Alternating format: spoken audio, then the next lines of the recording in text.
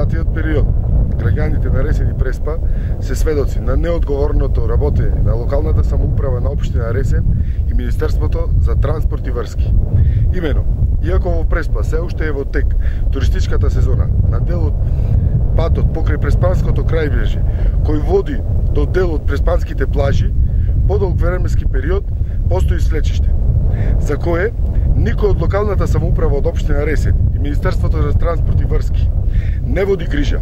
Истиот овој дел од патот до неколку населени места, до плажите, води и до неотворениот граничен премин Маркова нога во Долно Дупени со Република Грција.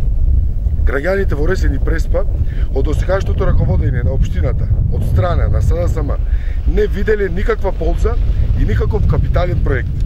Има неколку проекти за кои СДСМ сака да ги присвои, но тоа се проекти започнати од ВМРО ДПМН со пари добиени од европските фондови, кои мораше да бидат само довршени од нивна страна.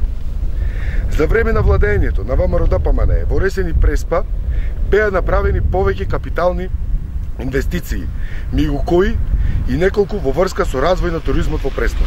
Беа асфалтирани повеќе патишта кои водат до манастирите, до плажите. Беа изградени 2 супермодерни плажи во Стење и Сливница. Се со цел и желба да се развива туризмот. И додека ВМРО ДПМН кој изгради и овој 30 километарски патен правец и вложи милиони денари, СДСМ не може да реконструира 30 метри свлечиште.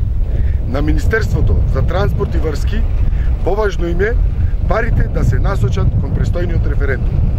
ВМРО ДПМН ќе продолжи бурно да ја следи работата на локалната власт во општина Ресен и во наредниот период, а на граѓаните останува да дадат оценка за тоа кој гради и кој партиципира во туристичкиот напредок на Ресен и Преспа.